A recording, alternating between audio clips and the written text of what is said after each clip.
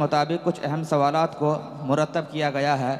میں حضرت کی خدمت میں ان سوالات کو پیش کر رہا ہوں، آپ بغور سنیں اور اپنے علم میں اضافہ کریں۔ پہلا سوال حضرت کی خدمت میں یہ پیش ہے کہ آج دیکھا جاتا ہے کہ کچھ لوگ نماز میں ہاتھ ناف کے نیچے باندھتے ہیں اور کچھ لوگ ناف کے اوپر باندھتے ہیں، تو صحیح مسئلہ کیا ہے کہ نماز کی حالت میں ہاتھ کہاں باندھا جائے؟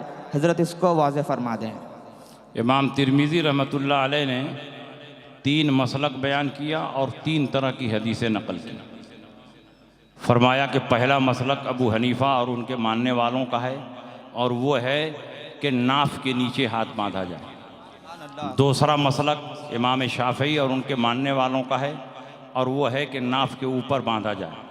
اور تیسرا مسلک امام مالک اور ان کے ماننے والوں کا ہے ارسال، یعنی ہاتھ کہیں نہ باندھا جائے، ہاتھ چھوڑ کر نماز پڑھی جائے۔ تو تینوں طرح کی روایتیں موجود ہیں، تینوں طرح کی حدیثیں موجود ہیں، لیکن حدیثوں میں جب ٹکراؤ ہو تو یہ تلاش کرنا چاہیے کہ اس میں رسول اللہ کی سنت کیا ہے۔ حدیث تو تینوں ہے، لیکن سنت کیا ہے تو اس کو حضرت علی نے بیان کیا۔ حضرت علی نے بیان فرمایا، ابو داؤد ابن العرابی والے نسخے میں یہ حدیث موجود ہے، فَإِنَّ مِنَ السُّنَّةِ وَضْعَ الْيَمِينَ عَلَى الْيَسَارِ تحت السُّرَّةِ۔ یہ بات سنت سے ہے کہ داہنے ہاتھ کو بائیں ہاتھ پر رکھ کر ناف کے نیچے باندھا جائے۔ یہ حضرت علی فرما رہے سنت سے ہے۔ اور نخبہ اصول حدیث کی مشہور کتاب ہے، اس میں لکھا ہے کہ جب صحابی رسول مطلق یہ فرمائے کہ یہ بات سنت سے ہے تو اس سے رسول اللہ کی سنت مراد ہوتی ہے، کسی اور کی سنت مراد نہیں ہوتی، اور وہ حدیث مرفوع کے درجے میں ہوتا ہے۔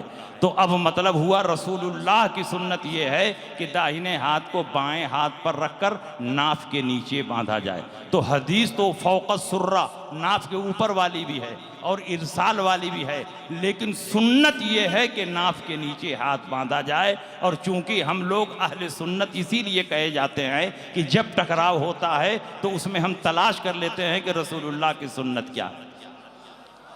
تو نبی کی سنت یہ ہے کہ داہنے ہاتھ کو بائیں ہاتھ پر رکھ کر ناف کے نیچے باندھا جائے، اور نبی کی سنت پر عمل کرو گے تو حدیث پر عمل ہو جائے گا، لیکن صرف حدیث پر عمل کرو گے تو سنت پر عمل نہیں ہوگا، کیونکہ ہر حدیث سنت نہیں ہے، مگر ہر سنت رسول اللہ کی حدیث ہے۔ ماشاءاللہ، بہت پیارے انداز میں حضرت نے اس مسئلے کو واضح فرما دیا۔ اگلا سوال حضرت کی خدمت میں پیش ہے کہ حضرت آج کچھ لوگ شارٹ ٹائم میں پیسہ بڑھانے کے لیے شیئر مارکیٹ میں اور میوچول فنڈ میں پیسہ انویسٹ کرنا چاہتے ہیں اور کرتے بھی ہیں، اور لوگ اس کا مسئلہ جاننا بھی چاہتے ہیں کہ شیئر مارکیٹ میں پیسہ انویسٹ کرنا یا میوچول فنڈ میں پیسہ انویسٹ کرنا یہ درست ہے یا نہیں؟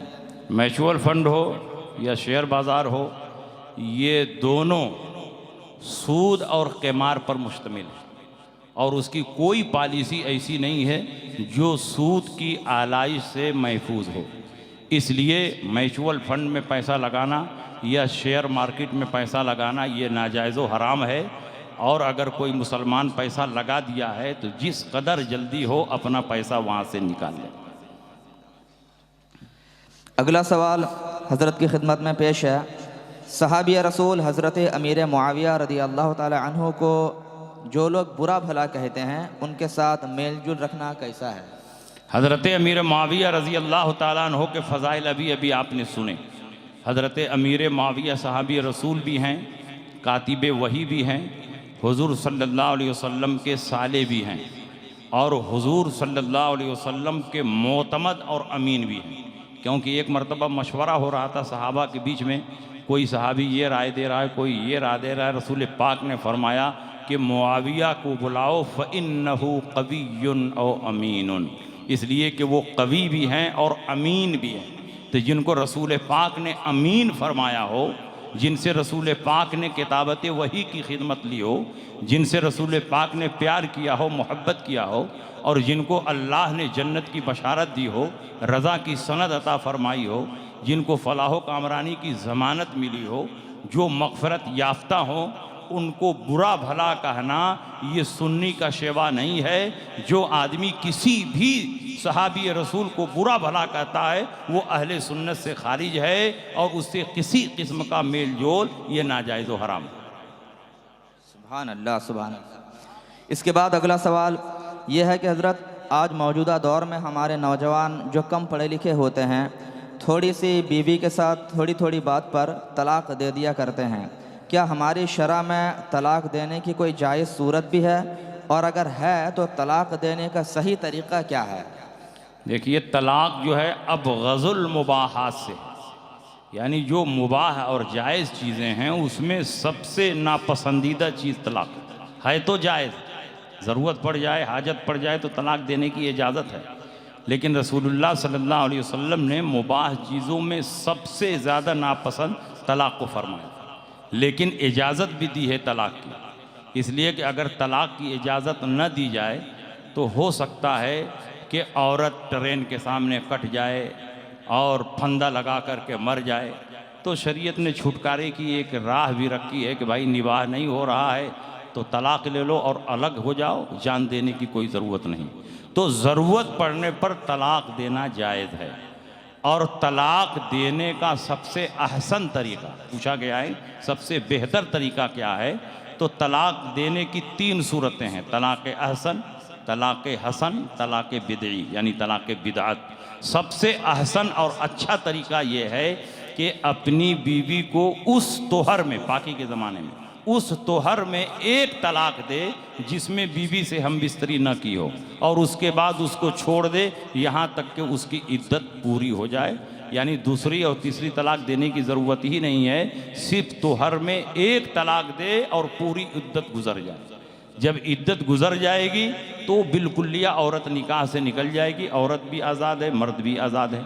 بعد میں اگر شوہر کو نکاح بھی کرنا ہوا تو حلالے کی ضرورت نہیں پڑے گی، بلکہ نئے مہر پر گواہوں کی موجودگی میں اس عورت سے ایجاب و قبول کر سکتا ہے، حلالے کی کوئی ضرورت نہیں پڑے گی۔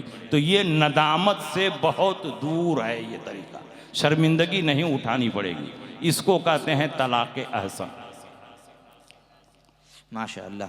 اگلا سوال حضرت کی خدمت میں یہ پیش ہے کہ آج کثرت کے ساتھ مسلم لڑکیاں غیر مسلم لڑکوں کے ساتھ بھاگ رہی ہیں اور شادی کر رہی ہیں، یہاں تک کہ اپنا دھرم، اپنا مذہب چھوڑ کر مرتد بھی ہو جا رہی ہیں۔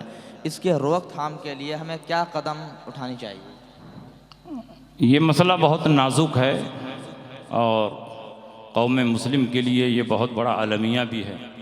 اس کی سب سے بڑی وجہ مخلوط تعلیم ہے۔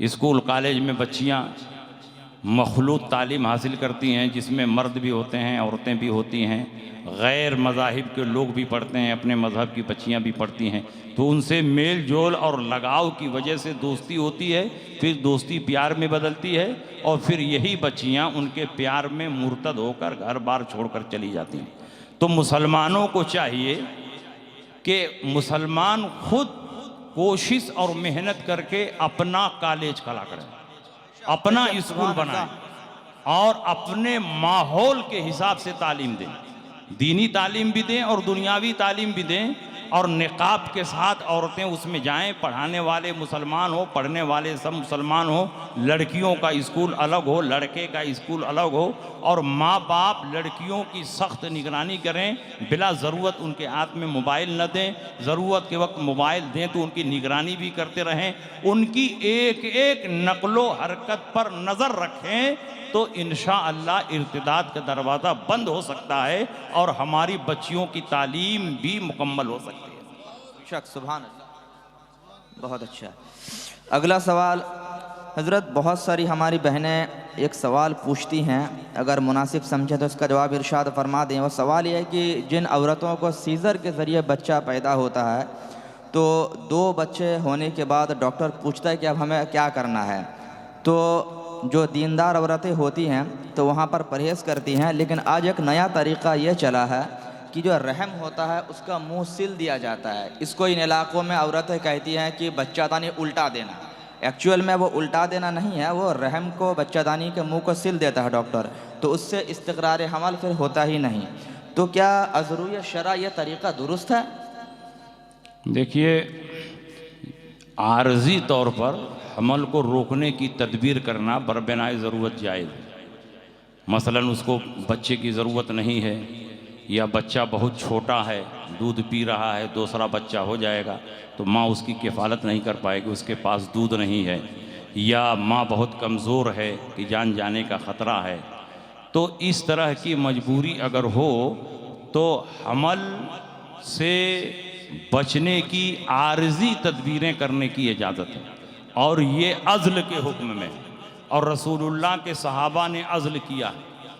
مشکات شریف میں حدیث موجود ہے کہ ہم اپنی عورتوں کے ساتھ اور باندیوں کے ساتھ عزل کرتے تھے اور قرآن نازل ہو رہا تھا۔ نحنو نعزل والقرآن ینزل، ہم عزل کرتے اور قرآن نازل ہو رہا تھا۔ صحابہ یہ بتانا چاہتے ہیں کہ اگر عزل کرنا ناجائز ہوتا تو قرآن نازل ہو رہا تھا، کوئی نہ کوئی آیت اتر جاتی ناجائز ہونے کی، لیکن عزل ہم کر رہے تھے اور قرآن اتر رہا تھا، لیکن عدم جواز کی، ناجائز کی کوئی آیت نہیں اتری، اور رسول پاک کو اطلاع بھی تھی مگر رسول پاک نے منع نہیں فرمایا۔ عزل بولتے ہیں اپنی عورت کے ساتھ ہم بستری کرے، لیکن جب انزال کا وقت آئے تو اپنا ذکر باہر نکال لے اور انزال باہر کرے، عورت کے رحم میں انزال نہ ہو، تو اس طرح سے بچہ استقرار نہیں پائے گا، عورت حاملہ نہیں ہوگی۔ تو یہ عارضی تدبیر ہے، صحابہ یہ تدبیر کرتے تھے۔ اسی عارضی تدبیر کے حکم میں ہے عارضی طور پر حمل سے بچنے کی دوائیں کھانا اور کاپر ٹی لگانا، جو ایک غلاف لگا دیا جاتا ہے بچےدانی کے منہ پہ تاکہ مادہ منویہ اندر داخل نہ ہونے پائے، اور پھر جب بچے کی ضرورت رہتی ہے تو اس کاپر ٹی کو نکال لیا جاتا ہے۔ تو یہ عارضی تدبیر کرنا بوقت ضرورت جائز ہے، اور ضرورت کی صورتیں وہی ہے کہ بچہ ایک چھوٹا ہے، دوسرا بھی پیدا ہو جائے گا، ماں سنبھال نہیں پائے گی، یا ماں بہت کمزور ہے، دودھ بھی نہیں پیدا ہو رہا ہے تو دوسرا بچہ ہو جائے گا تو دودھ کہاں سے پلائے گی، اس طرح کی مجبوری ہو تو عارضی طور پر حمل کو روکنے کی تدبیر کرنا جائز ہے، اور بچے دانی کے منہ کو عارضی طور پر باندھ دینا، اور پھر آگے چل کر جب ہم چاہیں گے تو کھول بھی لیں گے، تو یہ عارضی ہی ہے، لہٰذا یہ جائز ہے بوقت ضرورت، لیکن نسبندی کرنا یہ جائز نہیں، کیونکہ نسبندی میں مستقل طور پر نس کاٹ دی جاتی ہے اور آگے چل کر بھی بچہ پیدا نہیں ہوتا ہے، تو نسبندی حرام رہے گا، اور عارضی طور پر حمل کو روکنے کی تدبیر یہ جائز رہے گا۔ واہ واہ، سبحان اللہ سبحان اللہ۔ میں سمجھتا ہوں بالکل واضح طور پر سارے لوگ اس مسئلے کو سمجھ گئے ہوں گے، اور آپ کو بتا دوں میں نے کچھ MBBS ڈاکٹرز اور کچھ پروفیسر سے اس تعلق سے گفتگو بھی کی، تو انہوں نے مجھے یہی بات بتائی کہ اگر 5-6 سال کے اندر اس بندش کو کھول لیا جائے تو دوبارہ استقرار حمل ہونے کا 100% چانس ہوتا ہے، لیکن اگر گیپنگ بہت لمبا ہو جائے تو اس صورت میں استقرار ہونے کے چانسز کم ہو جاتے ہیں۔ تو اسی بنا پر شریعت مطہرہ نے عارضی طور پر اس کو بدھوانے کی اجازت دے رکھی ہے۔ بہرحال اگلا سوال حضرت کی خدمت میں پیش ہے کہ حضرت آج کل ہماری بہنیں چوری کے ڈر سے سفر کے موقع پر یا ایسے گھر پر بھی یہ آرٹیفیشیل جویلری، رولڈ گولڈ کے زیورات کثرت سے استعمال کرتی ہیں، تو ایسے زیورات کو پہننا اور ان کو پہن کر نماز پڑھنا، اس کا شرع میں کیا حکم ہے؟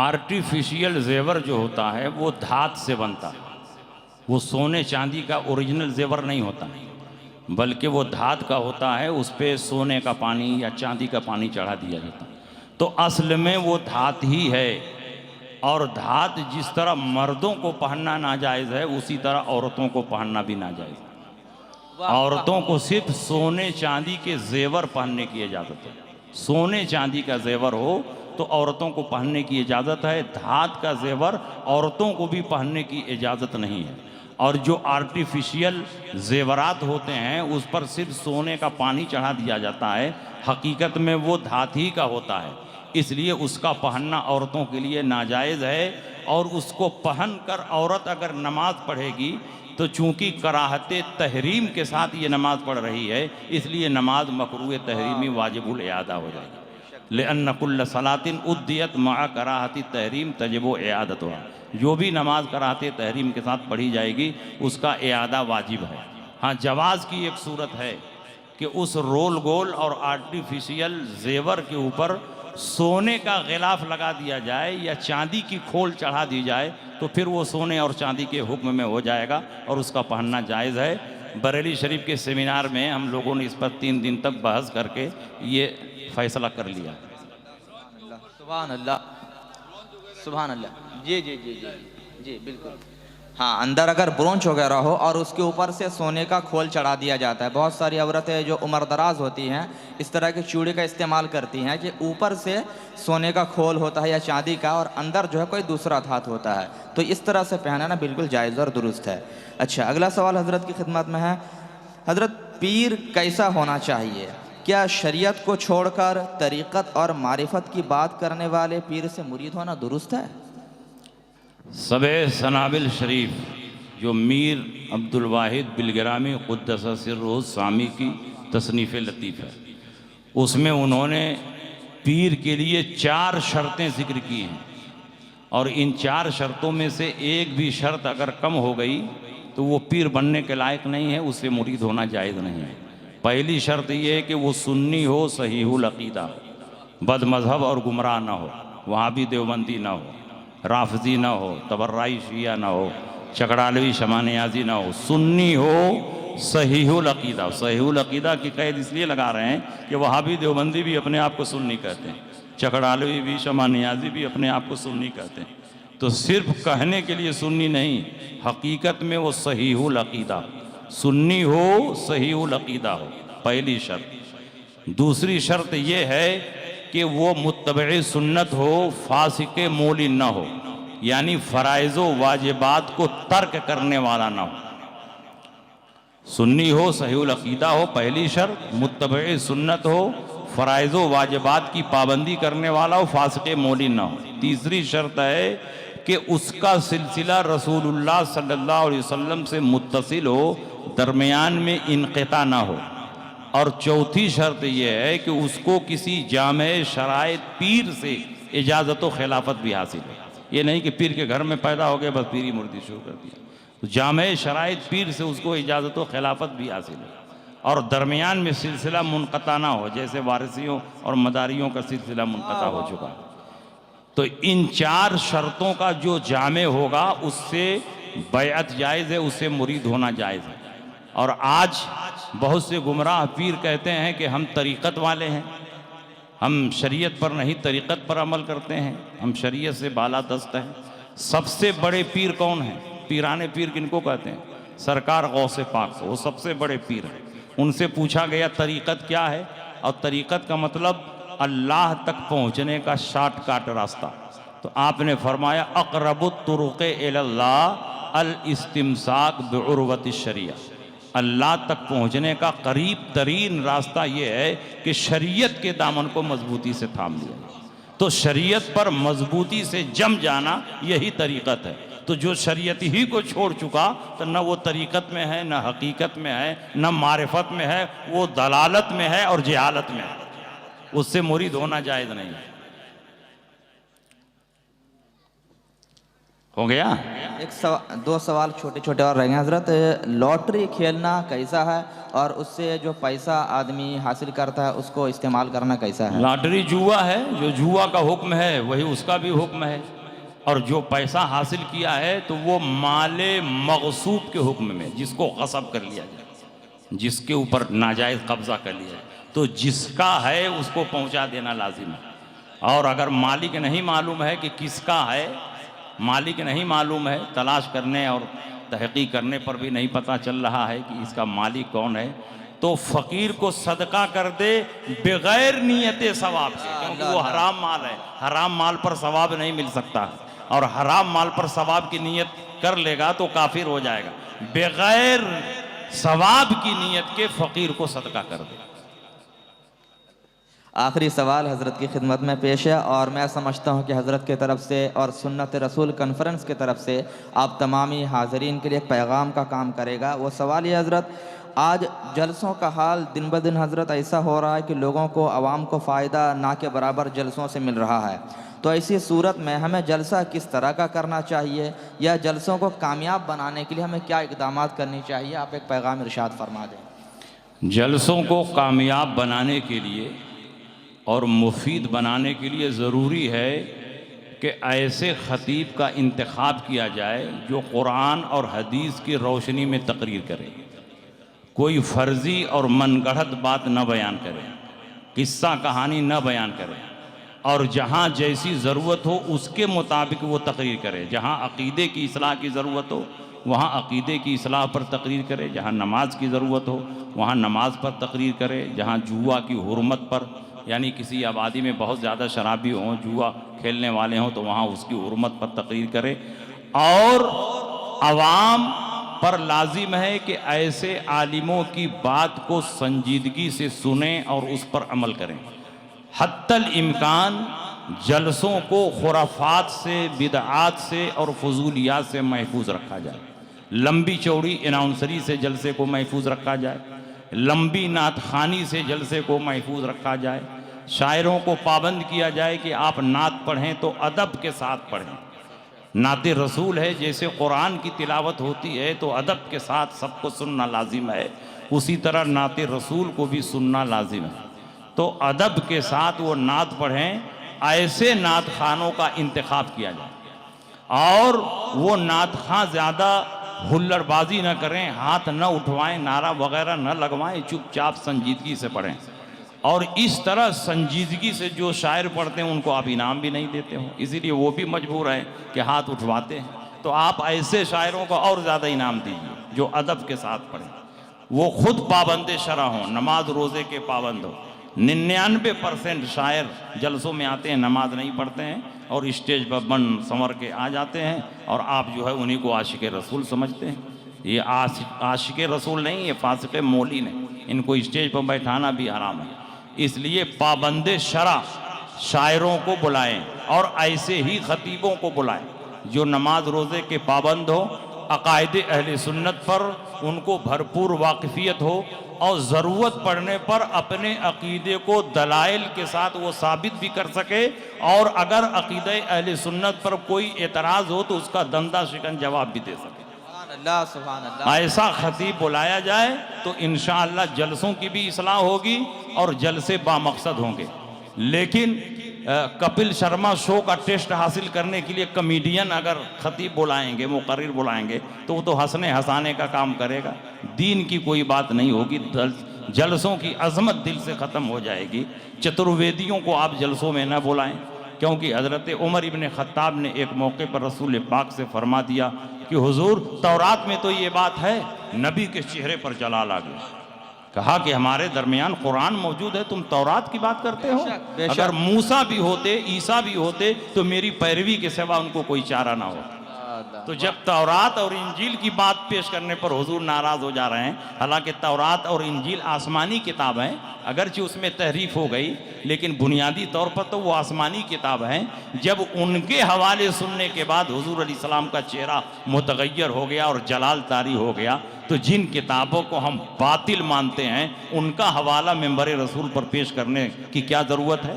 ہو سکتا ہے کہ اگر وہی بات کسی کے دل میں بیٹھ جائے اور کہیں وہ اپنا دھرم پریورتن کر لے تو اس کا ذمہ دار کون ہوگا؟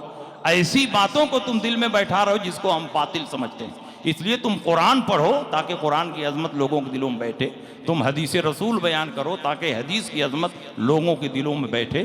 تو قصہ گوئی کرنے والے مقرروں سے اور چترویدیوں سے اور اسٹیج پر بندر کی طرح اچھل کود کرنے والے شاعروں سے اور اناؤنسری میں بہت نوٹنکی کرنے والے اناؤنسروں سے آپ لوگ پرہیز کریں. بالکل سنجیدہ ماحول میں جلسہ کریں.